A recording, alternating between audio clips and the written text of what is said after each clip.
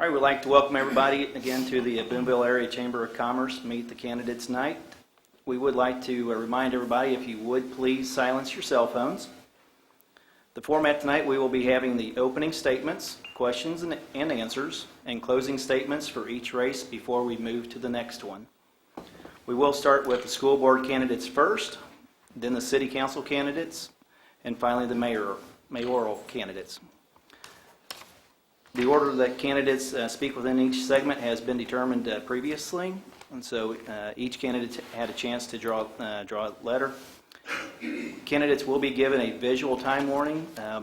Lucy Bedridge will be the timekeeper, so you'll be able to watch her and see the time that is remaining. All timings will be strictly enforced, and we will try to follow the outline below for the evening's events.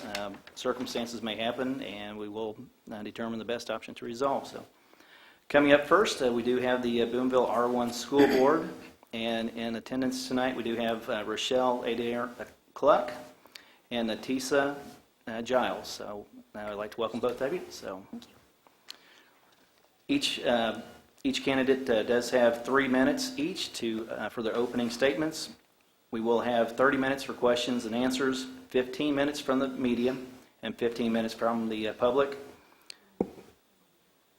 Each candidate will have 1 minute to respond, followed by 1 minute from the opponent for their response. And then we'll go on to the next question after that. So. Then we will have closing statements after that with 1 minute each.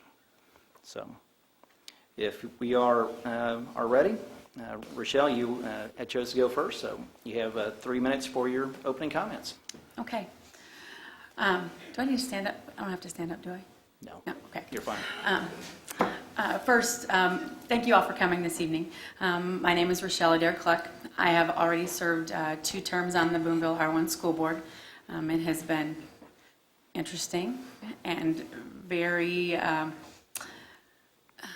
there's definitely a learning curve to being on the school board, but I feel like after the first few months I got the hang of things, and for the most part I've really enjoyed it.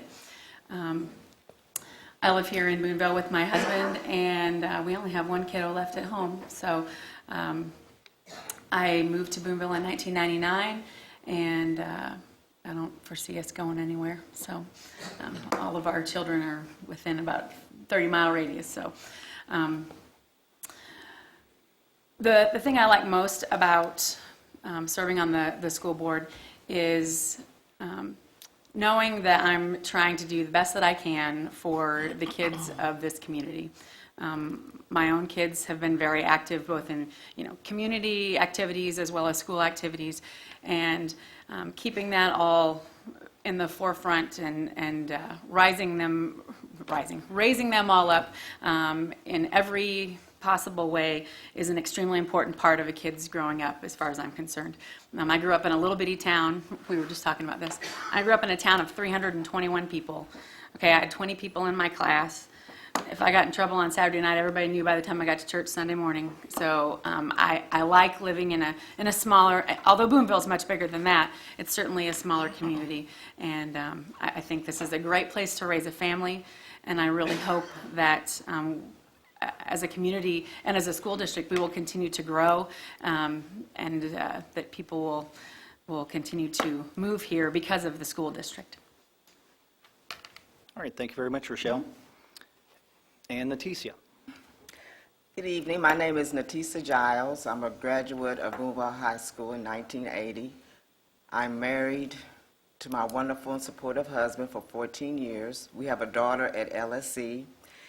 It is for the future of our child and the other students of Boonville School District and our community that I am running for school board.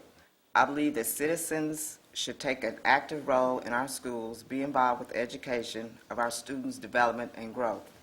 I have a goal that we should invest in the highest standards for the educational success for all students, that we maintain local control so that we are able to make the best decisions for all students. I believe that we need to invest in more diversity in districts, in the employment of teachers, administration, support staff, in all areas of curriculum, in instruction, and in student activities. with new activities such as the MAC Scholars, which is Minority Achievement Committee, that has been very successful across our nation in closing the achievement gap. This and other college prep programs raise the bar to all our students to become successful at all grades. As our community moves into future and forward, it must be for each one of our students, and one of the highest goals for the Board of Education is student success. We must see the early childhood education be another goal to educate our pre-K students. For a highly educated and informed public, we need to pay our teachers and support staff top salaries to keep them to be able to recruit the best for our district. Thank you very much. And that does conclude our opening comments. Would like to remind the audience that we do have some clipboards that are going around, that if anybody has any public questions that they would like to ask of the candidates, that you can fill one of those out and bring up to the moderator stand here. So with that, we will turn over to Bob Bosma and Edward Lang to ask the media questions. I will remind that the first question will go to Rochelle. You will have 1 minute to respond to the question. And Natisa, you will have 1 minute to as opposing comments to that. And then Natisa, you will have the next question. So, Rochelle, what's your opinion on the imposition or expansion of Common Core curriculum? How did I know you were going to ask that? It's the top of the issue. Common Core, I believe, has been misunderstood by many. I've had lengthy discussions with our curriculum director and Assistant Superintendent Shelley Adams about this. I understand the concern that comes along with this. However, the Common Core standards that will be, that I'm assuming that we are probably going to adopt, okay? They offer many options. It's not just telling you, you have to do it this way. This is what you're going to teach and you have to do it like this. That is not the case at all. It offers many different avenues for these things to be delivered, okay? And quite frankly, we can't operate our school district without the state and federal funding that comes along with adopting this, okay? And although I've heard many discrepancies as to, okay. That's all right, no, I'll stop. all right, thank you very much, Rochelle. Uh-huh. Natisa, your response. I agree with Ms. Adair, but the main thing is to still focus and keep control and make decisions successful for the children. Thank you very much. Next question will be for Natisa. All right, Natisha, what do you think is the biggest obstacle facing our school district?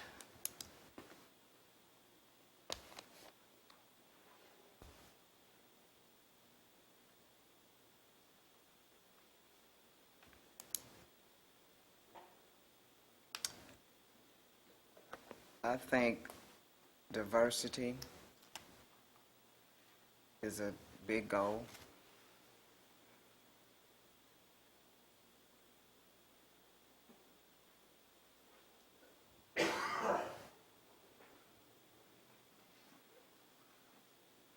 Okay. And Rochelle, you have 1 minute.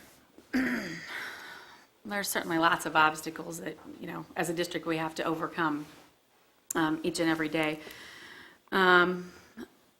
Certainly funding is one that will always be an obstacle. You never know what the federal government or the state government's going to do with the funding formula, if it will be totally funded or not. Sometimes we're going into September before we know what kind of a transportation budget we're going to get. That and being able to provide the best possible education with, right now our community is at 70% free and reduced lunch. That can be a big hurdle, okay? But trying to keep everybody, parents and children, and as involved as possible, and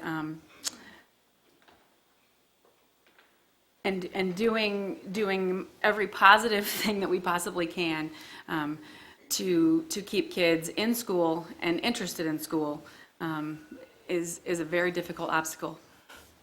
Thank you very much. Next questions will be to Ms. Cluck. Rochelle, what's your position on professional teaching staff pay tied directly to performance testing measurements? Well, there's not very many professions out there where your performance isn't, your pay isn't somewhat at least tied to your performance. Unfortunately, there's not a way to factor in every variable out there.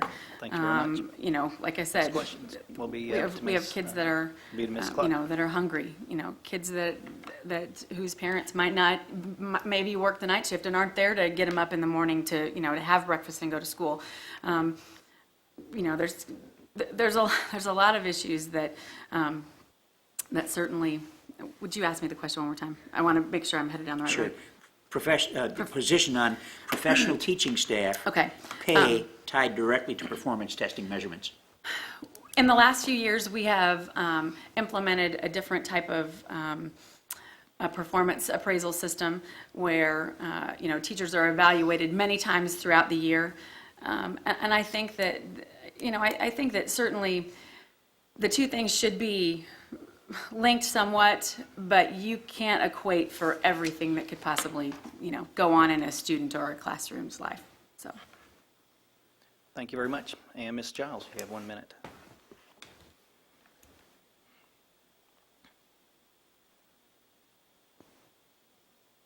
Could you ask the question again, please? Sure. What's your position on professional teaching staff pay tied directly to performance measurements? As I had stated before, I feel that the teachers being educated and being over our children should be top salaries to keep them to be able to recruit so we can move forward. There should be fundings or resources that we can pull from to make this happen. All right, thank you very much. And the next question first question goes to Ms. Giles. What is your position on commercial or business sponsorship of facilities or products within schools?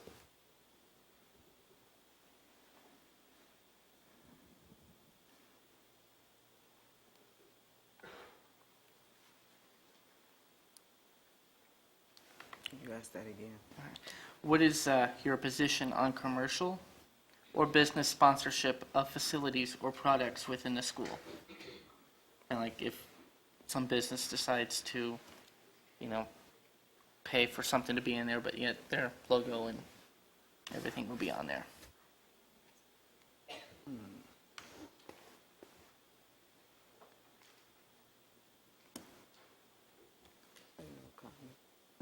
No comment. No comment. Okay. And thank you very much. And Ms. Cluck.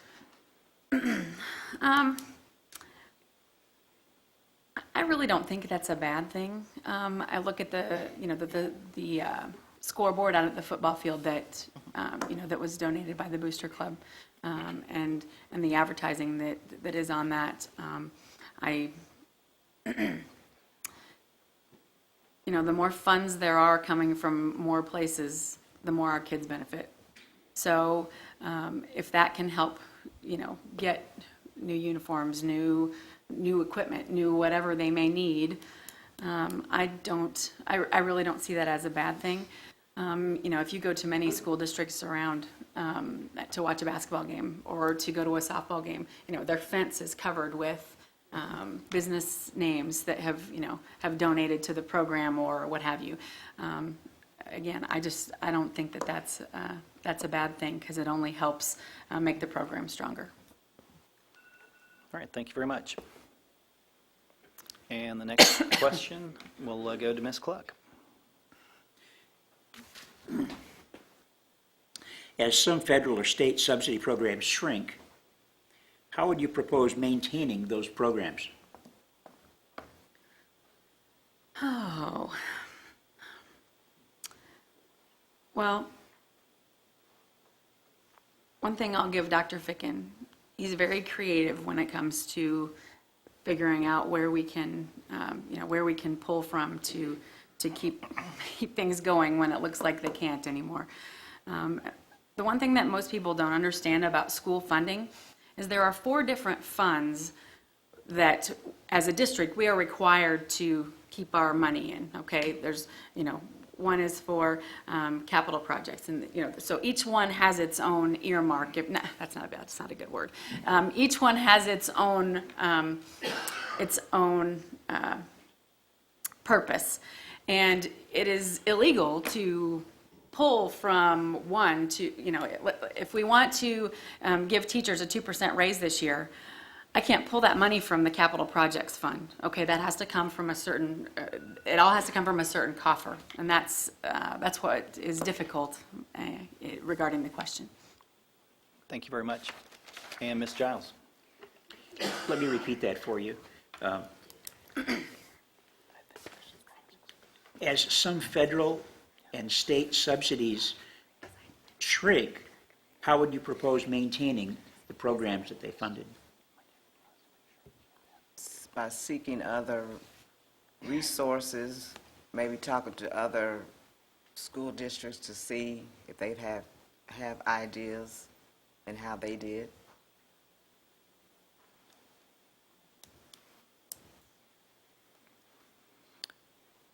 All right, thank you very much. And the next question will go to Ms. Giles. Safety's been a huge concern in schools across America and Boonville. How will you continue that vision of providing a safety environment for our students? I know the bond issue is partly will provide some of those answers, but could you explain how you want to keep making this school district safe for all of our future and present generations? By providing more staffing to secure the place and being aware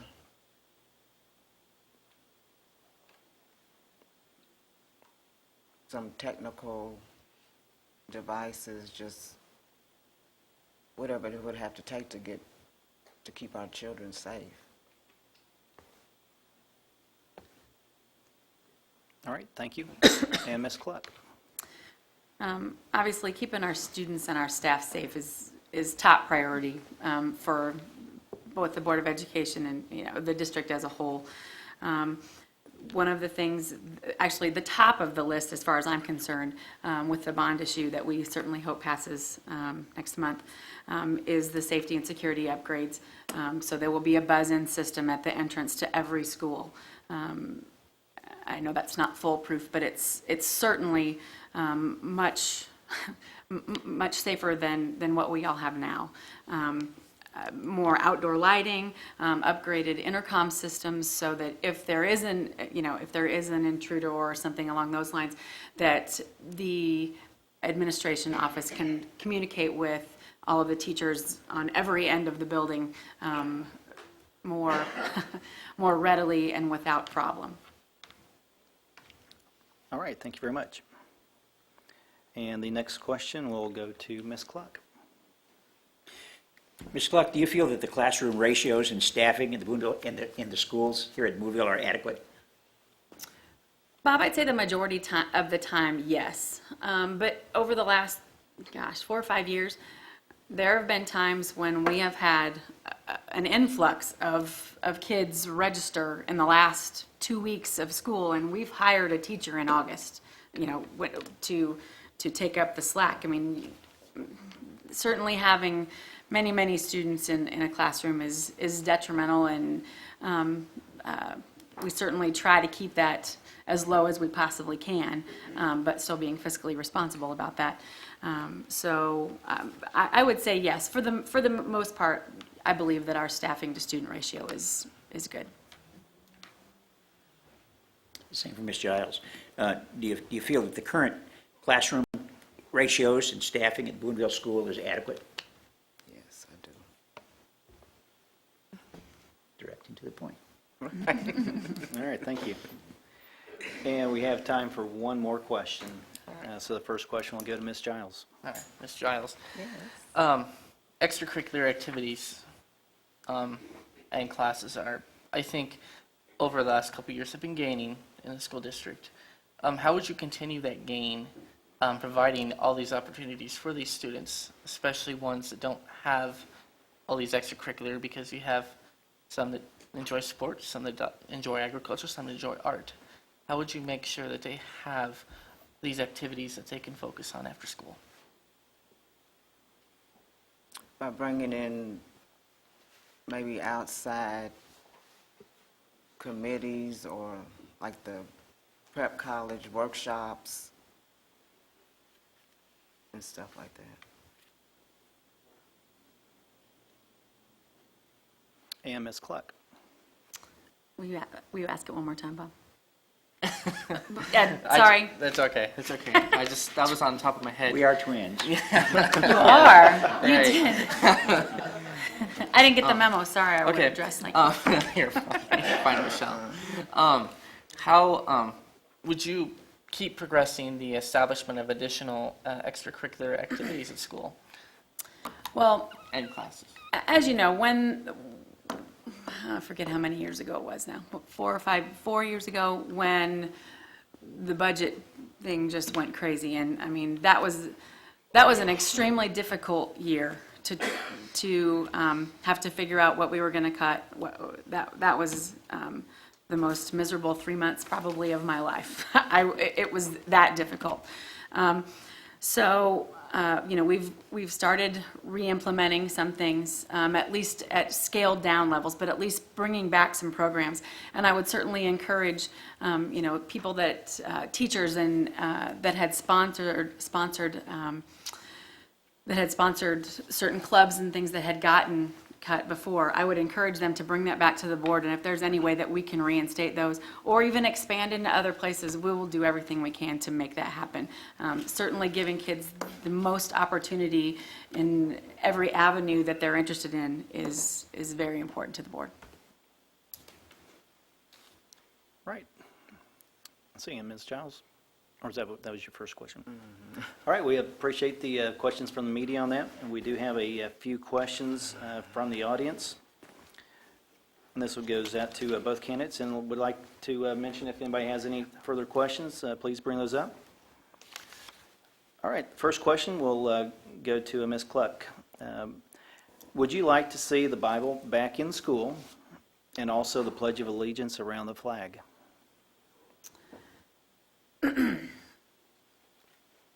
I guess we're talking about me personally. So would it bother me for, prayers to happen before ball games and things like that? Not at all. I think that would be a great thing. Okay. My kids were involved in Fellowship of Christian Athletes. They did the prayer at the pole. They, I think that's a good thing. As far as the Pledge of Allegiance goes, I grew up saying it every day, and I think that would be a fantastic thing for our kids to say that every day. Unfortunately, I feel like God and country have kind of gotten pushed by the wayside, and there's a lot of kids that don't have the respect for or realize that they need to have the respect for both of those things anymore. And so bringing those two things back would, I think would be a positive thing. Thank you very much. And Ms. Giles, same question. I'll read it out again. Would you like to see the Bible back in school and the Pledge of Allegiance around the flag? Yes. I believe that personally having God first just makes your day go better. Sure does. And if it becomes controversy with those that don't believe, then they just don't have to participate. But yes, I believe the Bible and the Pledge of Allegiance should be back in the schools. All right. Thank you very much. And this next question is to you both. And Ms. Giles, you are first up. Would you support spending bond money, hiring a resource officer to work jointly with the Boonville High School and the Boonville Police Department.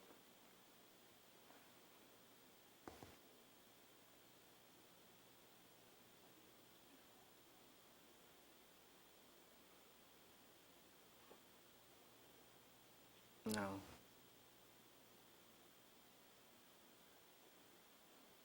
Okay. And Ms. Cluck.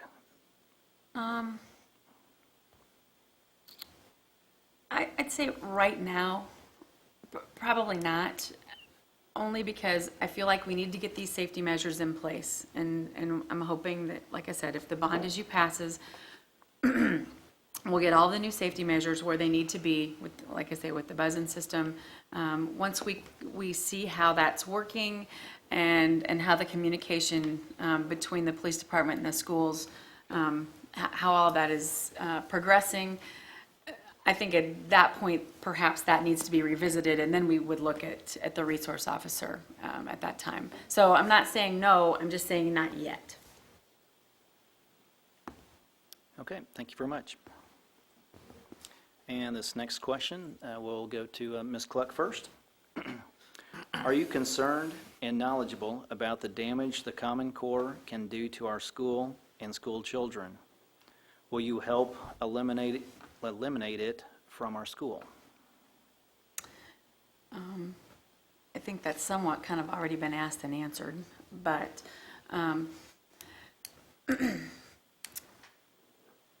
again,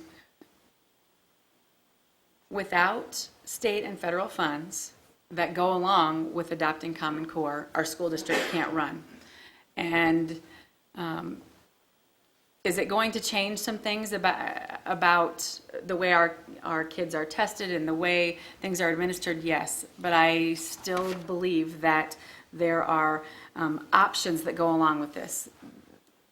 Options that are our own here in the Boonville district level. Not something from the state, not something from federal level, but things that we get to decide here. The majority of it, we get to decide here. And so, no, I won't try to squelch that. Okay. And Ms. Giles. I'm new to this, so I've been researching about the Common Core. It sounds good, but then you still have to be careful. As I said before, we still need to control and make the decisions. As long as we could do that, then I think it would be okay. Okay, thank you very much. And the last question still dealt with the, basically with the same question on the Common Core, so I believe it has been answered already, so. Are there any other questions from the audience out there that come up? If not, would like to go on and just take a minute. There are two other candidates that were not able to make it tonight, Dan Horst and Charlie Melkersman. They were not able to make it, so with that, we'll give each candidate, you'll have 1 minute for your closing statements. And we'll go with Ms. Cluck.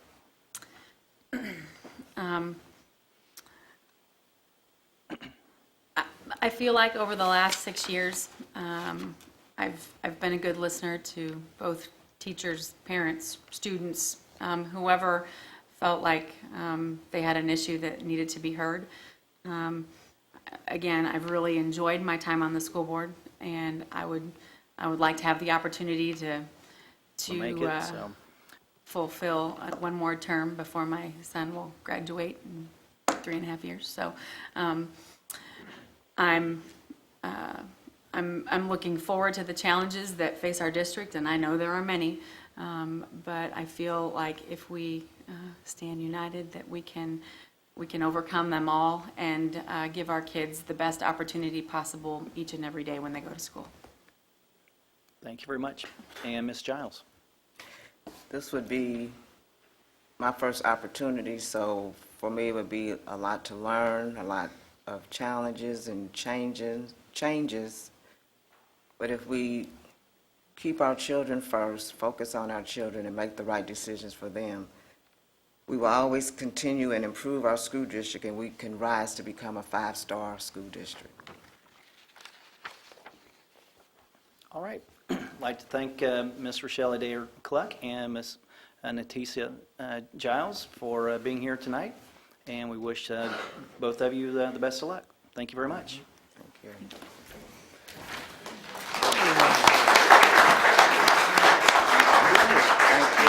Thank you.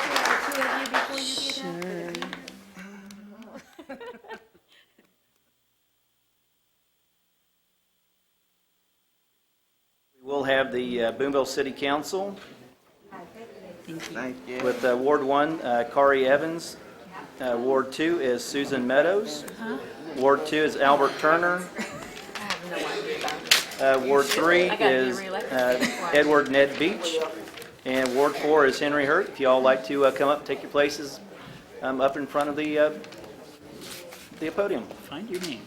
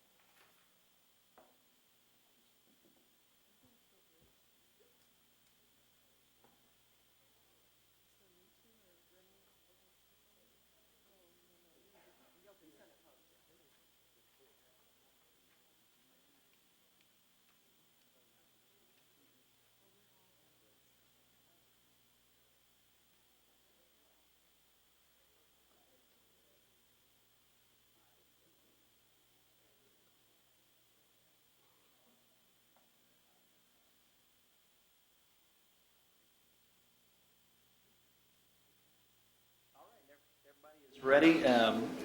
With this one, we will have the opening statements that will go down. The uncontested races, you'll each have 2 minutes for your opening statements. And then we will go to the contested races, race with Ward 2, and you will each have 3 minutes for your opening statements.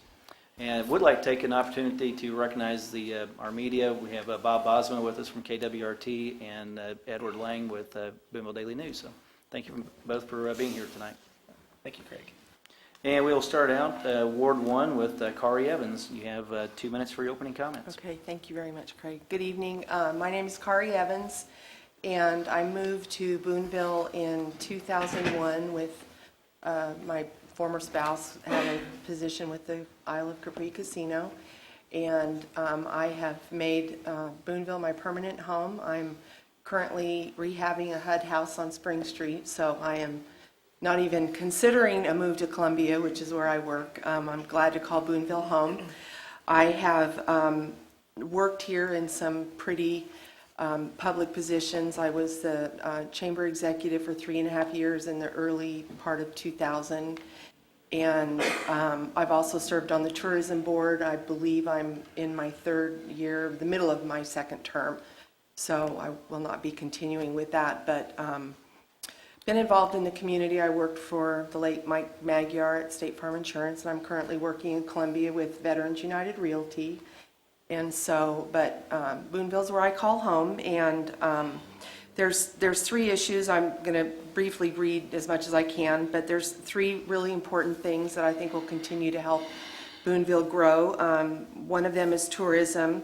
The second one is small business development, and the third one is recruiting new businesses to make Boonville their home. As a member of the Boonville Tourism Commission and a longtime resident, I have seen firsthand how important tourism is to the growth of Boonville's economy. The dollars coming from these visitors are outside dollars and support our restaurants, gas stations, hotels, and small businesses. In addition, Boonville has all the pieces, I believe, to be a premier Missouri destination, and I strongly believe that tourism growth is an integral part to Boonville's economic and community growth. The second one, small business development. I've always believed this, that we need to support our local businesses and help them succeed by doing business with our local businesses. And lastly, recruit new businesses to Boonville to help provide jobs. Thank you. Thank you very much, Kari. You're welcome. And next with Ward 3, we have Edward Ned Beach. One quick question. When you put up time, that means 30 seconds left? That means your time's up. Would you do something like this to give a warning? Okay. We're ready to go then. For your legacy, as a resident or an official in Boonville, which would you prefer? Would you prefer bricks and plaques? Or that your children, grandkids, and grandkids stayed and made their lives here? A few weeks ago, Becky Ehlers and I attended a community conversation in Cooper County at the invitation of Evan Melkersman and CMCA staff. The event's goal was to identify what we can all do to eradicate poverty in Cooper County. The disturbing statistics are that Cooper County has a 16% poverty rate. 16.1% of Cooper County households are living in poverty. We have an unemployment rate of 4.9%, which is probably pretty good. But 51.5% of our students in the public school system are participating in the free lunch program. There were some 12.5 participants from many different segments of employment and society here in Boonville to try and help find the CMCA some solutions. I was particularly impressed when we attacked the following question. What are the top 3 issues surrounding the causes and conditions of poverty in Cooper County? And here were the unanimous replies. Number 1, loss of industry, good paying jobs. Number 2, the deterioration of family structure. Number 3, unskilled workforce and lack of the new skills that are needed in today's companies. As will be covered later in detail, the city of Boonville has spent over $10 million of our citizens' funds to build buildings and facilities while losing the equivalent of 1,500 full-time jobs and 5 major employers and gaining 3 full-time jobs in the last 4 years. We on the City Council are representatives of our constituents' needs and desires. It appears... Mr. Beach, I'm sorry, your time is up, so if you'd wrap up. All right, then I'll just finish it. Which would you rather have to be your legacy? Bricks and plaques? Or families, kids, grandkids, and great-grandkids? Thank you very much. And from Ward 4, we have Henry Hurt. Mr. Hurt. Hello, I'm Henry Hurd. Thank you all for coming out tonight. Last night I woke up about 3 o'clock in the morning and I said, what's my opening statement? And it sounded good at the time, but I didn't write it down. So. But I've been on many boards in this town. I've been a councilman since 94, 95, off and on. I said I wasn't going to do this anymore, but nobody else stepped up to the plate to do it, and I had several folks call me and ask me to do it. You know, as Ned was saying about the rock, there's a day when you're born and there's a day when you die, and there's that dash in the middle. And I want that dash to say, I tried to help somebody. I tried to help this community. I thought this morning about some of the things that's been done since I've been on the council. I remember when down on West Water Street, there used to be a junkyard. It's not there anymore. We have a casino there. I remember when Logan's Lake Road was gravel. I thought people were going to run over me when I was going back and forth to cut grass at different places out there because of all the dust. I remember when the basement of this facility was the police department. Now we have a police department. We have a new fire station. You know, and some of these things we just gotta have. You know, it takes a lot of money. When you're on this side of the desk, things change. It's not, when you're over there, you sometimes don't know all the ins and outs and what you can and can't do as a councilman. So Like I said, I came here thinking, oh, I was gonna tear up the world, I was gonna change this, I was gonna change that. You have one vote, and that's it, you know. But I just wanna do what I can to help this community get better, jobs or whatever. Thank you very much, Mr. Hurt. And we'll move to the Ward 2, which is a contested race, and each contestant will have 3 minutes to go for your opening comments. And Ms. Meadows, you are our first. Okay, thank you. I'm Susan Meadows. I am a resident of Boonville for 21 years now, and I live on Parkway Drive. I've had the opportunity to fill in for Mr. Hurt when he moved out of Ward 2 for the past several months, and it's a fascinating opportunity, I think, and I decided I wanted to run for city council and try to serve a full term. To tell you a little bit about myself, I am a graduate of the University of Missouri. I have a bachelor's degree in Spanish and a master's degree in medical librarianship. I work for the university, and I've been there for 32 years. Previously as the Education Services Librarian for the Health Sciences Library, and currently as Medical Librarian for the Department of Family and Community Medicine. I'm also part-time instructor at State Fair Community College here in Boonville. And I teach a couple of evening classes, Introduction to Essay Writing and Introduction to Spanish. As a council representative, I want to see growth and prosperity for Boonville, and we've been through difficult economic times, but I feel hopeful that we are coming out of it, and after serving on the council the few months I've been here, I feel very encouraged about the leadership we have in this community, and I'd love to be a part of that. Clearly, economic development for Boonville is key. I think that's our biggest priority, is to work and seek those opportunities to bring businesses to Boonville that are going to be a good fit. I think we should encourage entrepreneurial businesses to come with the goal of revitalizing employment opportunities for the people in our community. Very close to my heart are the educational opportunities we have with State Fair being in Boonville now.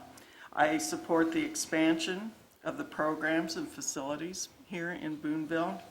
I think we strengthen our community by offering educational programs that are affordable to the students who wish to get a college degree, or for those people who want to return to school to gain new skills or start a new career.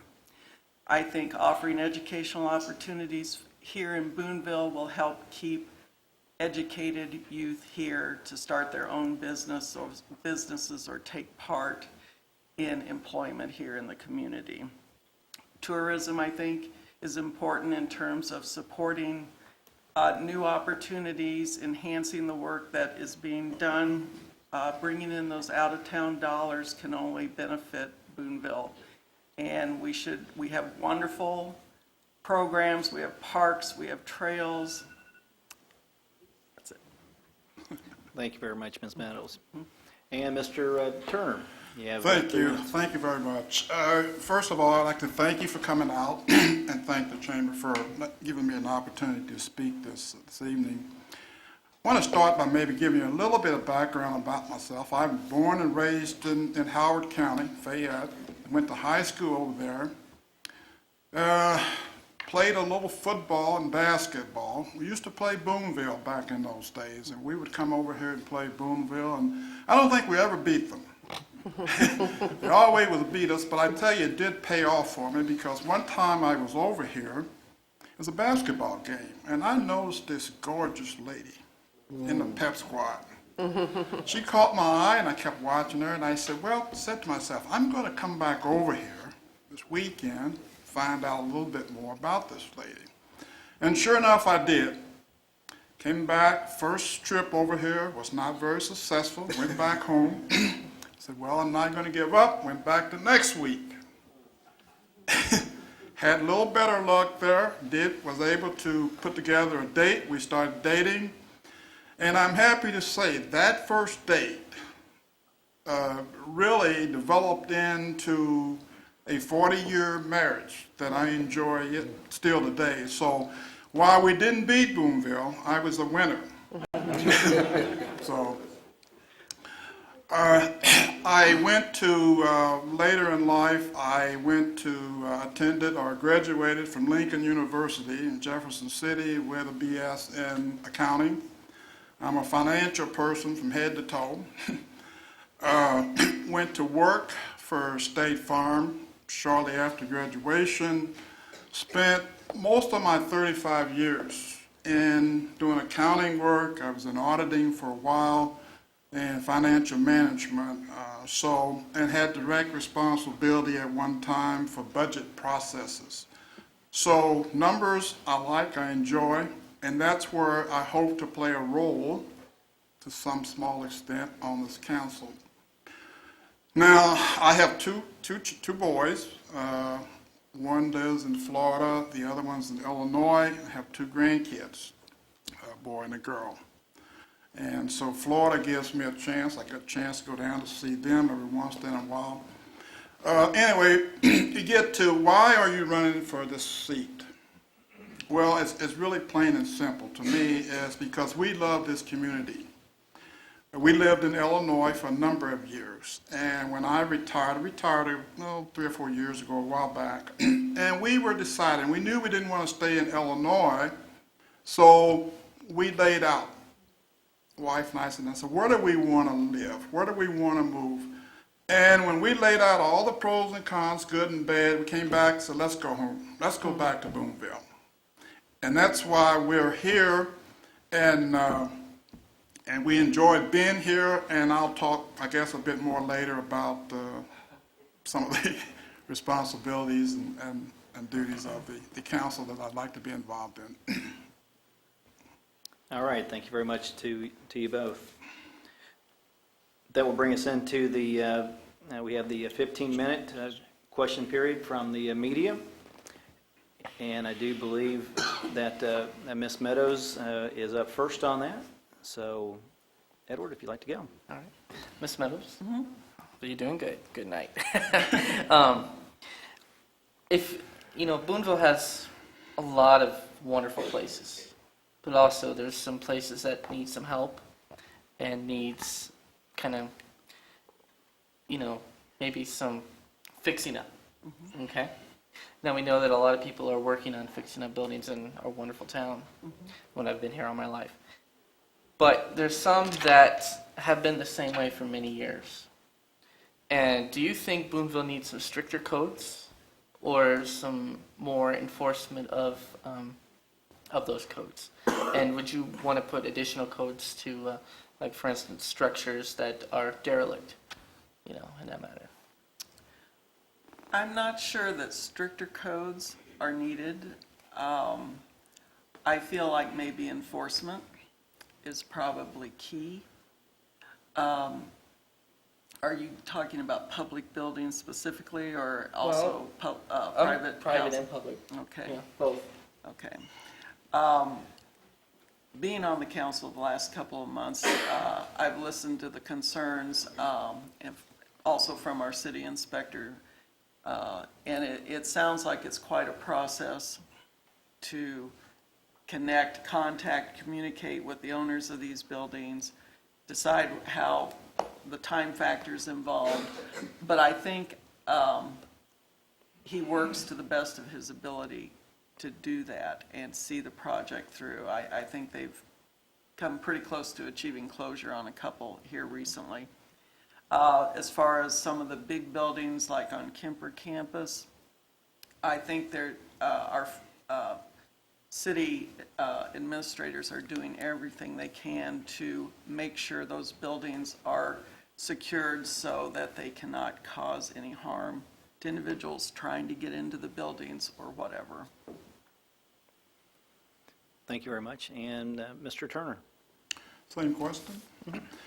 I don't know that I would be in favor of more codes.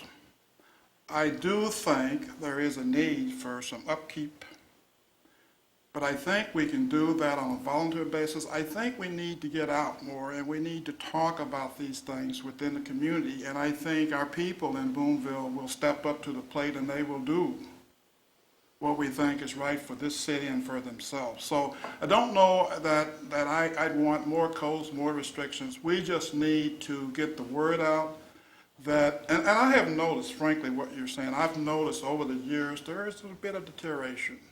Things are starting to not look a little, not quite as neat and well kept as they have in the past. So I think we need to emphasize that through a lot of different channels. That would be my thought on how we get there. All right, thank you very much. And I would also like to remind the members of the audience that we will be taking questions from the audience. So if you'd like to bring any questions up to the podium, you are free to do so. And the next question will go to Mr. Turner. Mr. Turner, what percentage of the city's general operating budget do you think could safely come from casino revenue? What percent? Yes. Oh, I don't know, 30, 40%.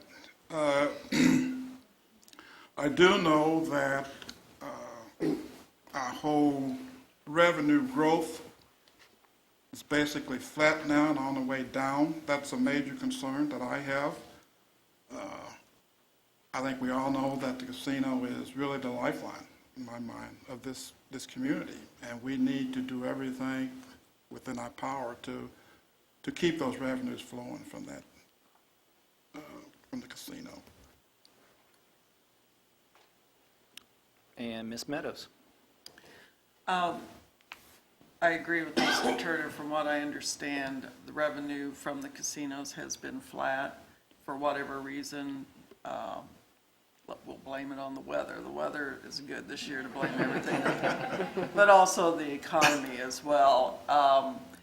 I think in the next couple of years, we cannot probably rely on gaming revenue to be increased by any means. And as far as a percent, 20-25% maybe. I'm not as familiar with that yet as I should be, but I do know that we probably won't be seeing an increase for a while in that revenue. All right, thank you very much. And we'll have the next question that will first go to Ms. Meadows again here. All right, economic development's been a huge, as you said, a huge issue. How will you work with Jim Gann to betterment the economic development in the community? Well, I have my own ideas, but I'm excited about partnering, collaborating with Mr. Gann and through the university. I think that we've just opened up a window of opportunity to seek out businesses that might want to come to Boonville, possibly in the lines of agribusiness. I think it seems like Boonville is well suited to draw in industry that might be focused in the agribusiness sector. I'm excited about the redevelopment plan for Kemper campus that Mr. Gann will be guiding. And we actually have a plan, and I feel like bringing educational opportunities, it will open up some probably out-of-town dollars for people coming to campus to take classes, special classes, that type of thing. I'm sorry. Thank you very much. And Mr. Turner. Let me maybe just speak specifically about the Kemper project. I think we have a major hill to climb there with probably the overriding issue is how do we pay for all of this that we want to get done. But I do feel pretty good about the plan that's in place now. It's like any other major projects. I think you take, with that particular one, you take small steps let's see, reassess where we are, and take additional small steps. But I feel pretty good, and I think we can make that work. But I think it's going to be a long, hard walk. All right, thank you very much. And the next question will be directed to Mr. Turner first. Mr. Turner, what's your position on outsourcing of city services? Basically, I don't favor that. Especially if you say we're outsourcing because our people, our employees have not kept up to date on new technology. We haven't done the training that we need to do, and so now we need to bring someone else in to do it. I think I want to keep those dollars. Well, let me say this. A lot of time the outsourcing is from folks that don't live here. I want to keep those dollars here in this community. I think that we have a responsibility to develop and work with our people, our employees, to get them ready to prepare for tomorrow. Top of the line technology, ahead of the curve. We need to do that. And if we wait back, then sometimes it's the easy way out is say, let's outsource it. And overall, I don't favor that as a way of doing business. Thank you very much, Mr. Turner. And Ms. Meadows. From what I've learned, being on the city council, I have to say I'm not keen on outsourcing, but it seems like it has been successful in terms of the city not having to manage certain aspects of city services. It takes the load off of us and allows another entity to be responsible for the accountability for the fiscal management of the services and that type of thing. So I guess I would say I'm okay with outsourcing some of those services. All right, thank you very much. And the next question will be directed to Ms. Meadows first. How will you engage your constituents, and how will you get them involved? Well, when I started thinking about running for city council, I went through my mind what things I should do, and that is something I need to work on because being an employee in Columbia and driving that I-70 drive every day, I'm not here, engaged in the commercial aspects of daily life here in Boonville. And I was downtown last week, and I decided to start visiting with some of the merchants, and actually I only had time to visit with one. But she gave me many good ideas, a perspective that was extremely helpful to me. And I would like to go around and visit other businesses and the tourism office to find out what their needs are and what we should be moving toward. Thank you. And Mr. Turner. Well, I've done some door-to-door, and I like to credit myself with being a good listener.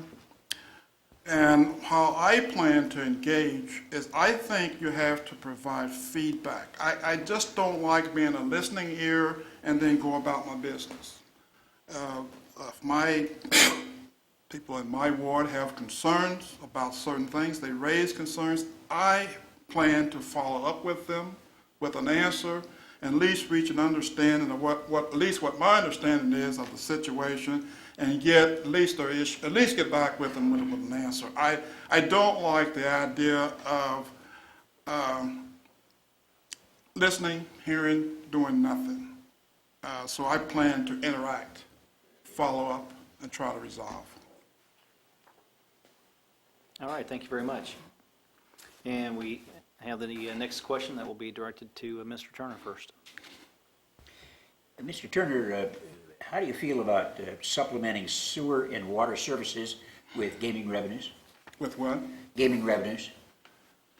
Well, I don't know.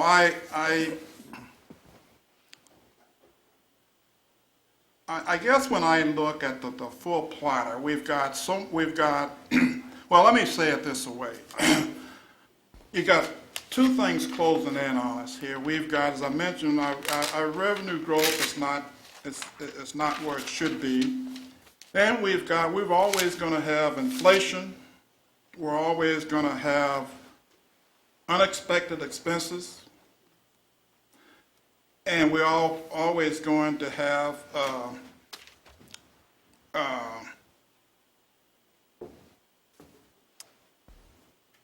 words escaping me here, but anyway, we're always going to have a pool of money to pay for different services. And I think it's a matter, at least in my mind, of prioritizing those services.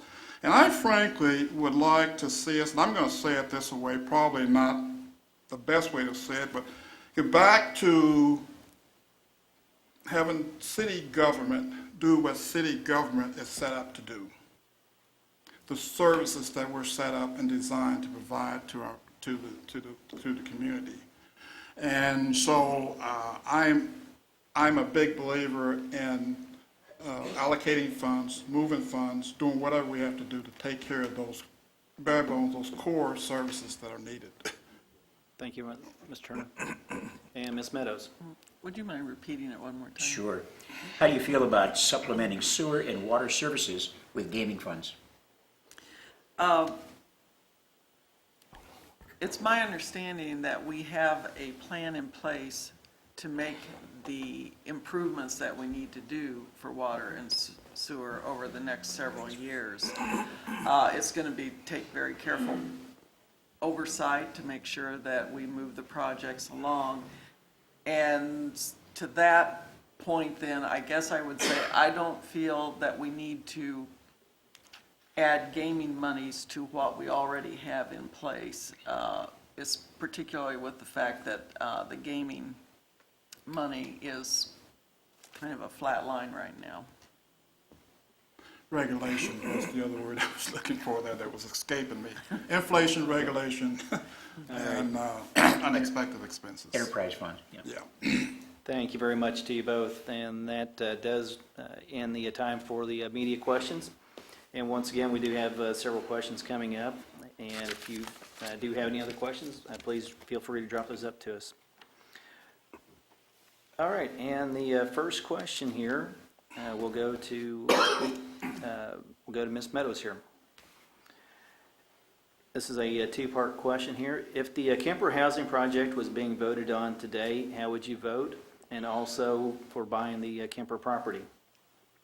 I would vote yes on both those issues. Okay. And Mr. Turner? Well, that's a tough one. I have mixed feelings about that.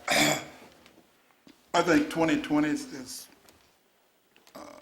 hindsight is always good. I probably would vote no, because again, I think those projects like that, and what I want to call, not necessarily the Kempers and that, but these quality of life projects, I think we need to slow our roll a bit on that, and let's take care of make sure we're providing the services that we should buy at a reasonable cost. And I think that's the other side of it is we need to do this at a reasonable cost. And you know, I for one is on a fixed income, so I know what budgeting is all about, and I know how fixed incomes come into place here, and so I like to protect that as best I can. Okay. Thank you very much. And the next question will be directed to Mr. Turner first. And do you have any ideas on how to improve the success and continuation of the Cooper County Hospital? I don't. I can tell you that I think we need to be involved. I'm a bit concerned with when we've lost a number of businesses over the last couple of years. And I don't know to what extent we as the council was involved in trying to keep those businesses here. But I think we have not been, we need to be involved, and especially with the hospital. I think we need that facility here. And we need to partner with whoever we need is available to make it work. Thank you very much. And Ms. Meadows? I agree. We need Cooper County Hospital here in our community. Rural hospitals everywhere are struggling to survive, and one thing I would hope for is that our state government would see the need to do what it can to keep rural hospitals in place. And so I would suggest working with our state legislature. All right, thank you very much. And the next three questions I had that were directed to the uncontested individuals.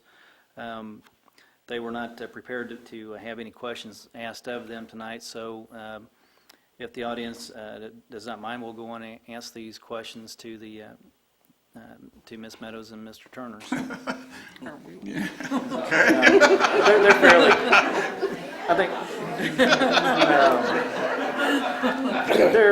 they're going to be fairly generic, but so let's see, and we will start back with Ms. Meadows. Do you have any ideas on how to improve the poverty situation in Boonville? Yeah, I do have ideas. Clearly, bring in industry or businesses that will have job opportunities for people. But hand in hand with that comes educating our young citizens to be prepared to come out into the working world and take on those jobs. We need people skilled with special skills like in information technology. I think by offering educational opportunities locally that people can afford to attend classes and get the training they need will help raise them, elevate them to job skills that they can live on. Thank you very much. And Mr. Turner? You know, I don't know if I can add much to that. I agree totally with Susan on that. One of the things that I may mention that we're doing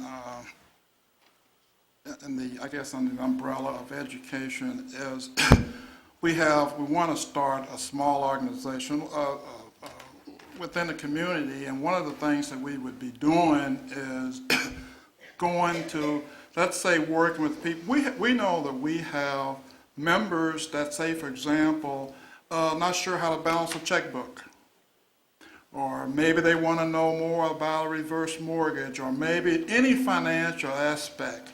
And I think if we can start that and get into some homes and talk to some family members about different types of things that improves the quality of their life, I think it goes a long ways in improving poverty as well. But I think the key is jobs. We've got to get jobs in. That's where our efforts should be focused, I think.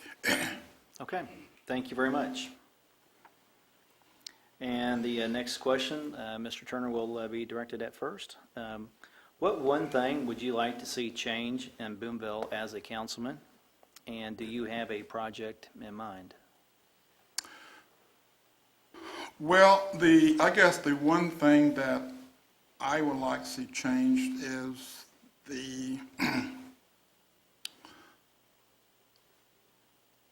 I'm of the notion, and maybe incorrectly, of the notion that maybe we are too quick to ask for rate increases, tax increases.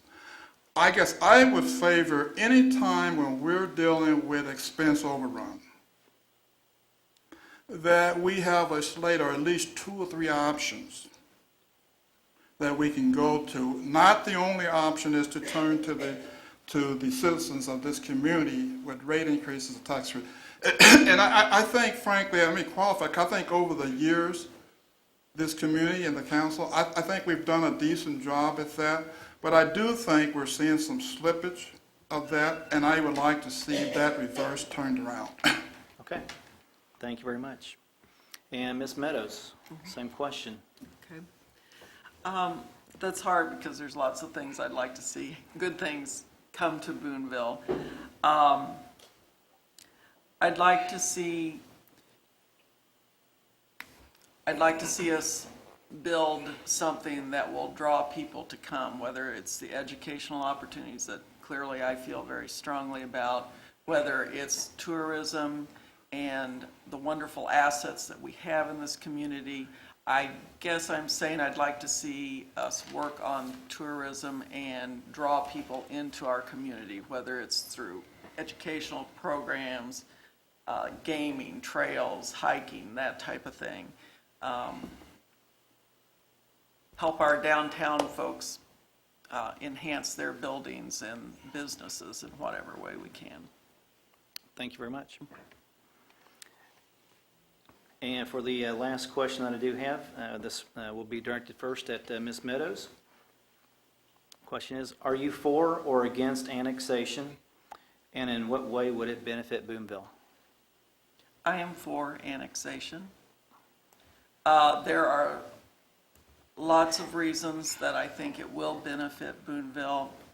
The two key reasons would be quality growth for commercial business and employment opportunities, and quality growth for housing and residential areas in that annex area.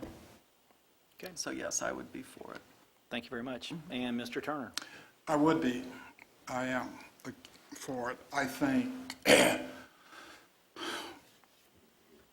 again, it's quality housing, and I think when we talk, again, we go back to revenues, I think that's one of the ways, the best way to generate revenues through the tax that would come with, the property tax that would come with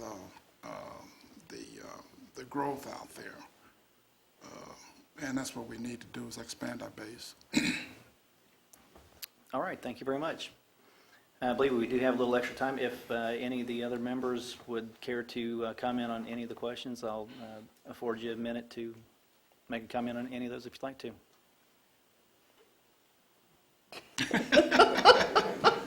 Okay. I think I have one of the questions was about whether we could use gaming money for paying water and sewer bills, and I don't think we can do that. I think that's not legal. Okay. Thank you very much. And we will wrap this up, and we'll give each of the Ward 2 council candidates 1 minute for their wrap-up. And the first to go, Ms. Meadows. Okay. First of all, it's been a pleasure to get to visit with you all tonight and try to answer questions to the best of my ability. I love living here in Boonville. I work in Columbia, and every night when I get back this direction, I just breathe a sigh of relief because it's my hometown, it's a community, and I feel like what I do here matters.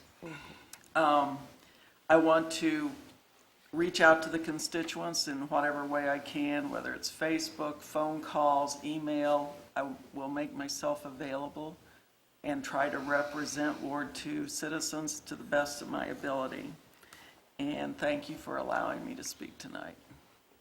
Thank you very much. And Mr. Turner. Thank you very much. I appreciate the opportunity as well to speak. As I mentioned earlier, we love it here. This is our home. We retired here. We plan to stay here. And we want to be a part of this community as it grows and as it develops. And we want to contribute whatever we can in every way that we can to the growth and development of this. And so, being retired, I can devote full-time to the council seat, and I'm starting really to believe that it requires a lot more time than it used to.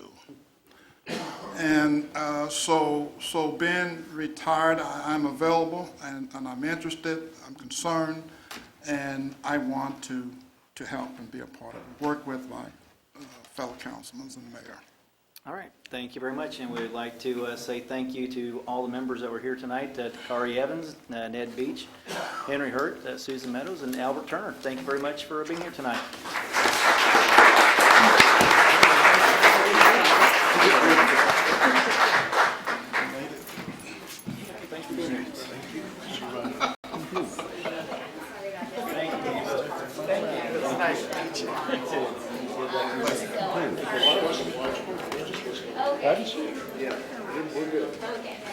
What's your break back?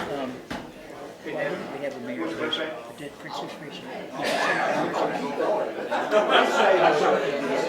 Mayor race, meet candidates. It's right now. Is it right now? Oh, it's happening now. I thought we were all done. Do you have some questions ready for us? I do. I've been getting up here early in the morning. Yes, I have questions ready. I know you are too. Mr. You Cobb, feel like how you're are being you? abused? You feel like you're being abused? Okay. Okay.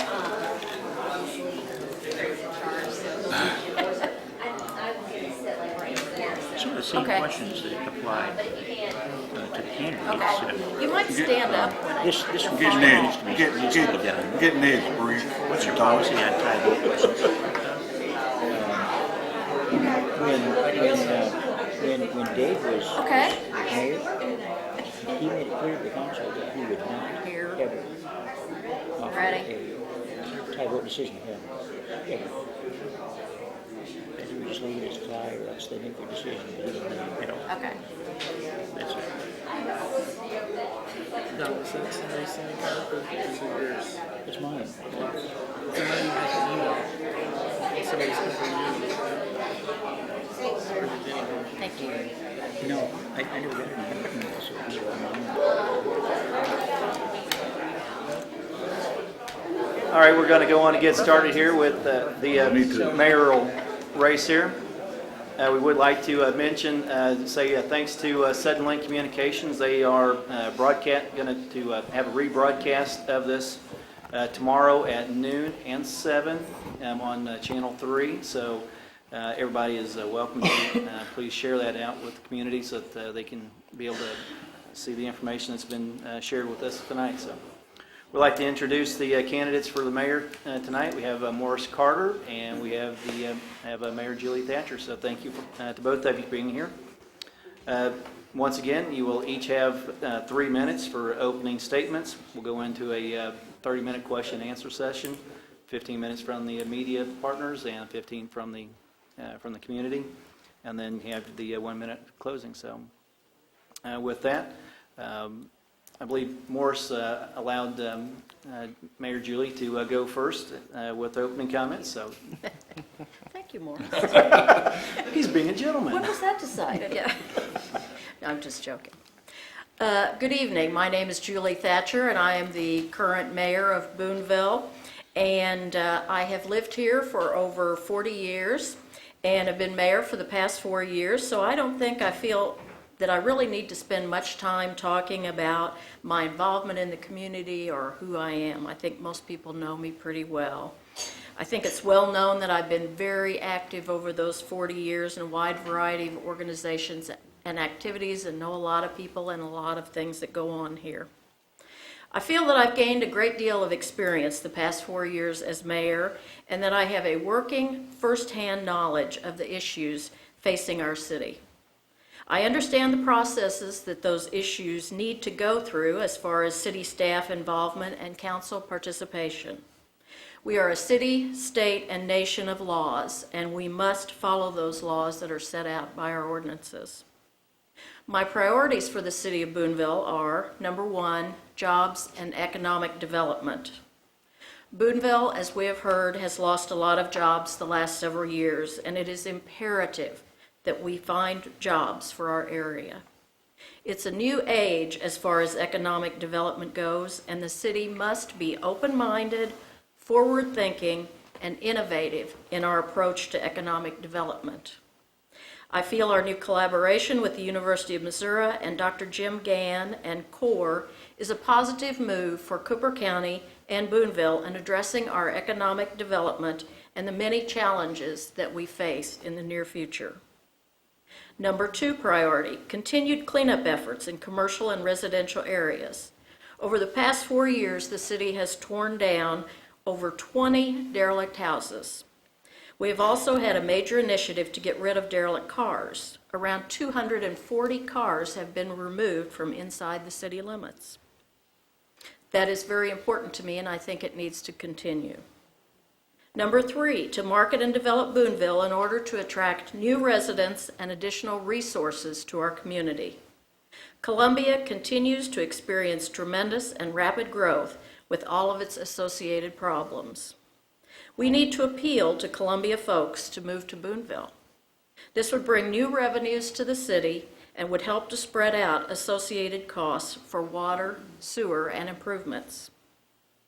I'd like to finish my opening statement with a quote from Will Rogers, who is actually a Kemper Military School's most famous alumnus and a world-famous humorist, who coined the following quote: "Even if you're on the right track, you'll get run over if you just sit there."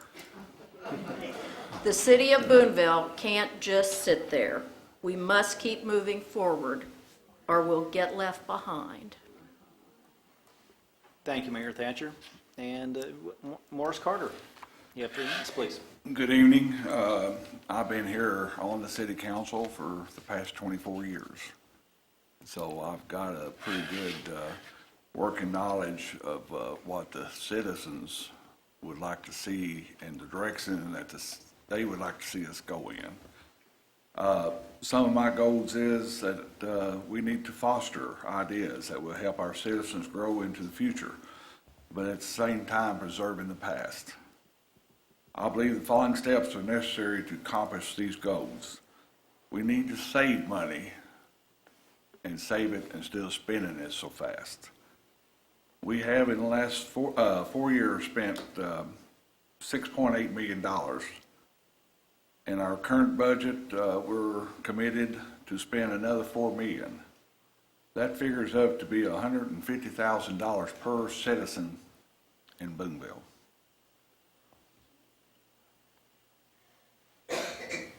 That is why I think we need to better position ourselves so when opportunity presents themselves to grow, we have the funds to do it. So my number 1 objective is to save some money.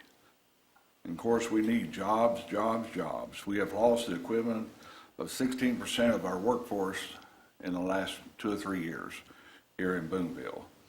So that is the reason a lot of our citizens are living below the poverty level. And a way to correct that is I think we need to, on the economic organization, the city council needs to work with the IDA board. They need to work with the chamber. And all of us comes together and focus on one thing, and that's creation of new employment here in Boonville. Accomplishing all of these 3 above goals is to open our doors up to citizens.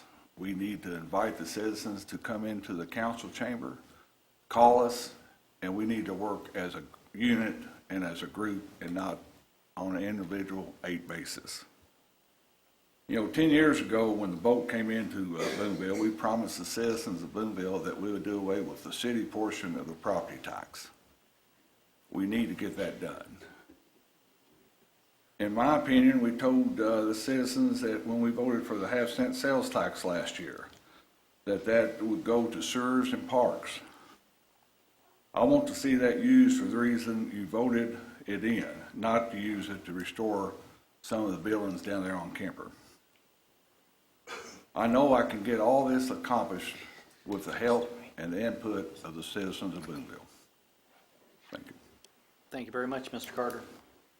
We'd like to remind the members of the audience that we will be having a 15-minute public question session. So if you have any questions that you would like to be brought about to the mayor candidates, please bring those forward to us.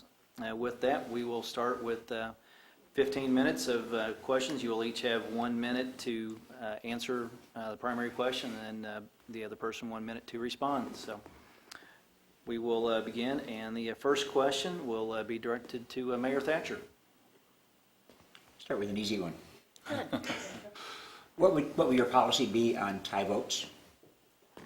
Oh, on tie votes? Breaking tie votes, yes. My policy is what our ordinances call for, and I think everyone is familiar with that. If there is a tie vote, I will break the tie.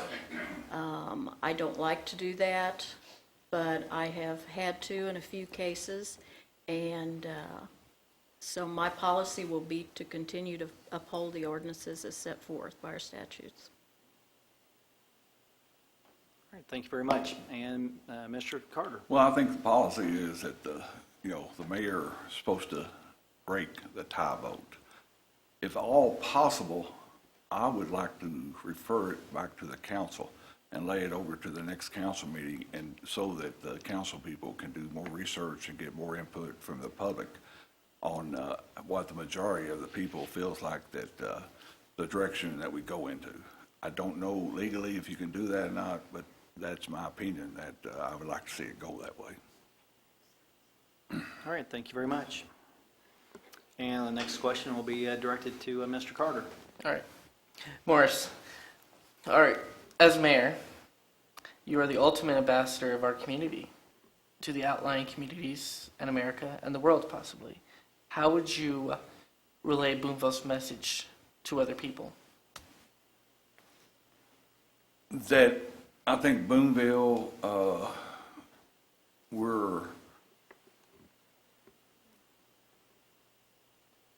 more or less very, I guess you'd say, a loving town. We've got a lot of houses, buildings, and things that's related to their history, and that we're open door policy, that we're interested in input from anyone that wants to share how we can better serve the citizens of Boonville. Thank you very much. And Mayor Thatcher. Well, ironically, my husband and I, in our travels, have been doing this for years. Before I was mayor, I felt like we were ambassadors, sorry, Edward, for Boonville. And all you have to do is talk about Boonville. All you have to do is tell about what we have to offer and how good the folks are and how much they love each other, and if there's a need, they're going to rise up and see to it that it's taken care of. All you have to do is talk about Thespian Hall or the Big Muddy Folk Festival or all the good things that go on. Boonville sells itself. It's very easy. So I find it very easy to be an ambassador for Boonville, no matter where I go.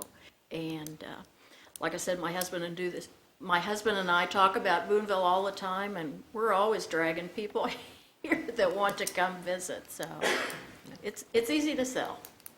All right. Thank you very much, Mayor Thatcher. And the next question will go to Mayor Thatcher first here. Okay. Mayor Thatcher, do you think of gaming revenue as general public funds, like all other revenue, or would you treat it as a separate, unique pot of money? Well, it's always been treated as a separate pot of money, and I don't know that I particularly agree with that, but that's the way it's been. And we do use a small percentage. The question was asked earlier about using gaming money for general operating. And our general operating runs around $5.5 million, and we transfer $700,000 to the general revenues. So you can do the math yourself. I'm not real good on doing math, but that's how much we transfer out of gaming revenue.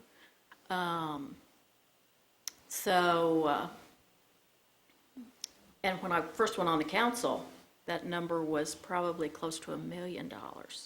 So the council has done a very good job of continuously whittling that down for it to be a healthier number. And I don't know that we can ever get it lower than what it is now, but it is what it is.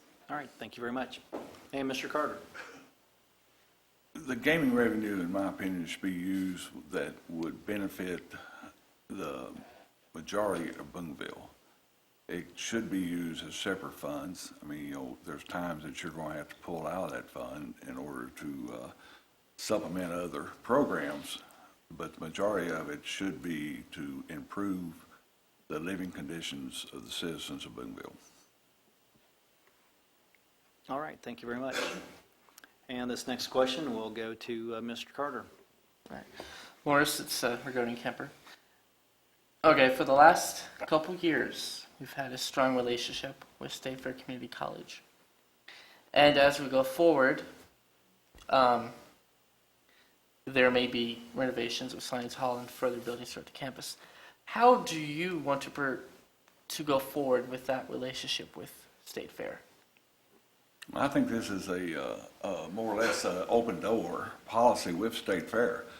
We have approached State Fair to try to set up a lease from them on Science Hall. At this time, we do not have a lease.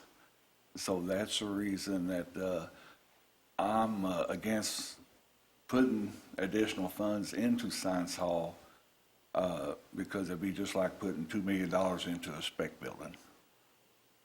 So until State Fair can come forward with a commitment, then, in my opinion, we should not move forward. Thank you very much. And Mayor Thatcher? Would you repeat the question? What? Just the kind end off of it. Just the end of it. End of it. Kind of the continued relationship with State Fair, and how would you move forward with, renovating buildings for the need of possibly, having them being filled by State Fair? Well, they have indicated and they have endorsed the Science Hall project. So they want to be involved with that. And their board has said they want to proceed with the lease. So they're on record as saying they want to proceed with the lease. They have been presented, Dr. Bates and Dr. Anderson have been presented with a lease from the city of Boonville to present to their board. So I would anticipate that we probably will have a lease, hopefully in the very near future, and can move forward. Now we seem to have this policy that we need to have a written lease before we spend any money. And I know that money has been spent on other things that we certainly do not have written leases on. So I feel like we're sort of have a double standard here. All right, thank you very much. And the next question will be directed to Mayor Thatcher. Mayor Thatcher, how would you vote on initiating programs where only the first 1 or 2 years are partially funded by state or federal funds?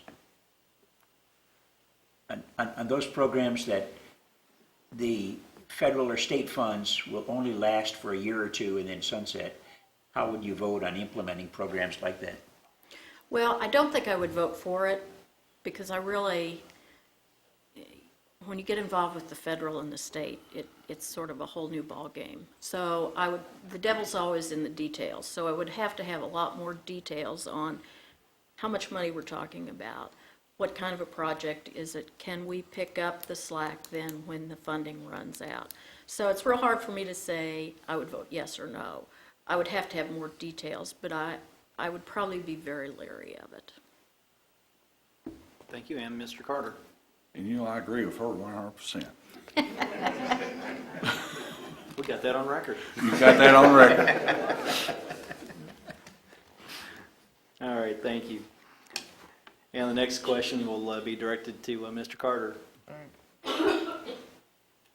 What is your position on the continued expansion of the Katy Bridge under the name of the city of Boonville? That when that came up 3 or 4 years ago, in other words, actually I've been totally against the city involvement in the Katy Bridge from the very beginning. I think the taxpayers' dollars can be used to much wiser and that would serve the community a whole lot more than developing the Katy Bridge. I did, when that ordinance was passed, I did get in the ordinance that no tax dollars would be used in the Katy Bridge restoring it. So I'll be totally against the Katy Bridge. Thank you, and Mayor Thatcher. Could you repeat the question? All right. What is your position on the continued expansion of the Katy Bridge under the name of the city of Boonville? What's my position? Well, I think at this point, everything has pretty well been decided. The city owns the bridge. We have an understanding with the Katy Bridge Coalition that they will raise all of the funds necessary to restore the bridge. So, and I agree, we have an understanding that the city of Boonville will not spend taxpayer dollars to restore the bridge. I think the bridge has a lot of potential for the city of Boonville, and making it just another attraction for Boonville, another thing to put us on the map. It's not going to be an easy project, it's a huge project, but certainly the Katy Bridge has taken the project on, and we're ready to start on phase 1. Thank you very much. And the next question will be directed first to Ms. Mayor Thatcher. Do you think that the money spent for the fire station and police station were wise investments for the city of Boonville? I think they were needed. I think someone referred to the police station. Henry Hurt referred to when the police station was in the basement, and anybody that went down there knows that it was kind of cruel and unusual punishment for the policemen, not the people that were in jail, for the police that were down there. So that was a very good thing. The fire station, there was a movement to have a new fire station built, and we did that. Those are amenities that the public expects, I think, for the community to have and to be proud of. So, yes, I think we need to have things like that we can be proud of. Thank you very much. And Mr. Carter. Police station, yes. We definitely had to get out of the basement down here. The fire station, in my opinion, we went way overboard. It's, we could have probably spent half the money and had a nice station, but so I think the funds there did go over. All right, thank you very much. And I believe we have time for one more question, and the first will be directed to Mr. Carter here. Your vision of Boonville is to, continue doing what we do, but also save money.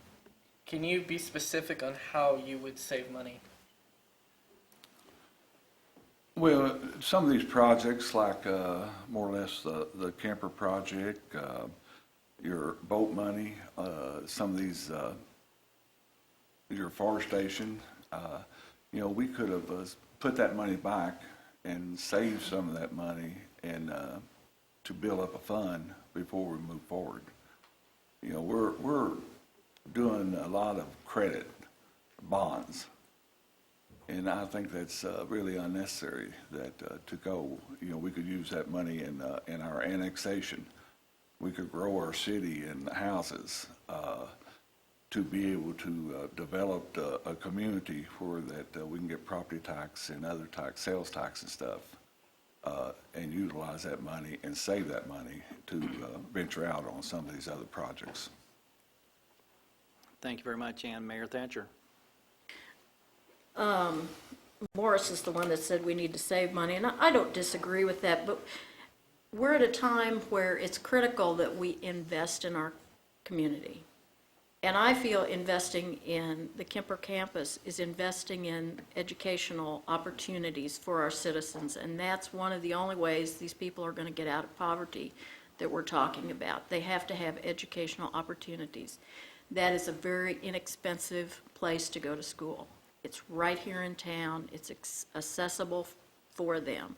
So I feel that it's very important that we continue to work with State Fair to offer opportunities for the people of Boonville, and that and jobs.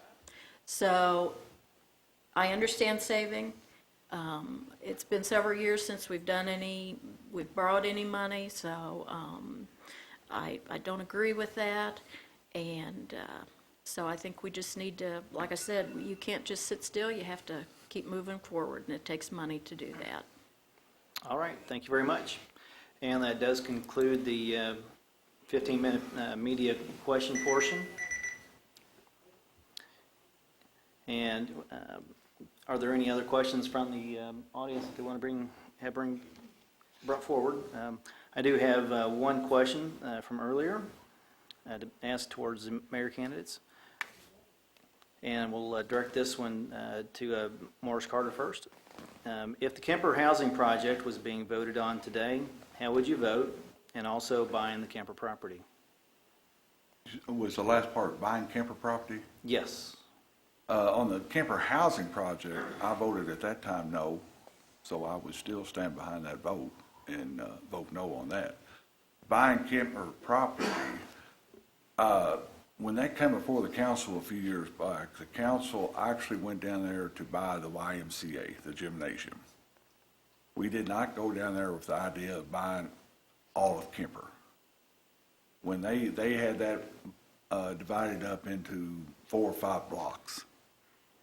And when it come down to it, in other words, we had a figure set that we was gonna buy the gym for, and we bought the whole campus for less money than we was just gonna buy the gymnasium for. So I think it was a bad, good investment. Okay. All right. And Mayor Thatcher, same question. Same question. Well, I was not the mayor when the housing project all came up. The one thing that I have learned is on a project like that, if it was to come up while I was mayor, I would bring it up before all the council and get their approval before I signed anything. I think there were some things done at the very beginning of that project that should not have been done. So that's something that my experience tells me I would do differently. Would I vote the same? That was one of my tiebreakers, and yes, I probably would. You know, I think there was a lot of misunderstanding about that project, but we talk about poverty. Those are awfully nice houses for people who really need clean, safe places to live, and they keep it up very nicely, and I think it's actually probably something that people that live in poverty need. So yes, I would. And yes, I would buy the Kemper campus too. I think that's a good thing, not a good bad thing, good thing. Okay, and that does conclude the question and answer portion of the evening. And once again, I do want to say thank you to Bob Bosman with KWRT and to Edward Lang with the Boonville Daily News for their time with the questions. And with that, we will conclude with allowing each of you a minute for closing remarks. And we'll go with Julie first. I forgot who goes first. Sorry. Well, in closing, I'd just like to thank the Chamber of Commerce for sponsoring this evening, to Craig Meyer, to Bob Bosma, Edward Lang, and all of you who showed up tonight. I wish we had this many people at all of our council meetings. To all the candidates, you know, it takes a lot of time and effort and frazzled nerves to run for this, and so I congratulate and thank you all for running. I love Boonville, and I want to be your representative, and I want to be your mayor. At first I wasn't going to run, but I had a lot of people talk to me and ask me to reconsider to run. And so I'm going to put my all into it, and so I thank everyone very much. Thank you very much, Mayor Thatcher. And Morris Carter. Had a lot of individuals that come to me and asked me to run for mayor. I was proud that they had enough confidence with me to run for mayor. The only promise I can really give them is that I will put the citizens' voice back in to City Hall. I want input from the citizens. For the last years, 24 years I've been up here, I've went out of my way to contact citizens because I want their opinion to how that we can grow and become a better community.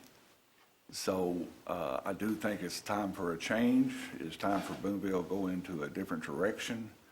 And I would ask the people to go out and vote and support me, and we will get Boonville moving forward. Thank you. Thank you very much to you both. And so I'll just say thank you to both of you for being here.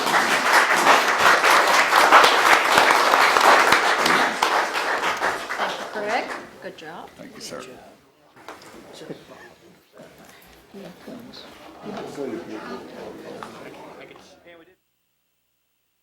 And we did have the 48th District State Representative with David Munsell was here for us this evening, so I'd like to tell him thank you for being here tonight.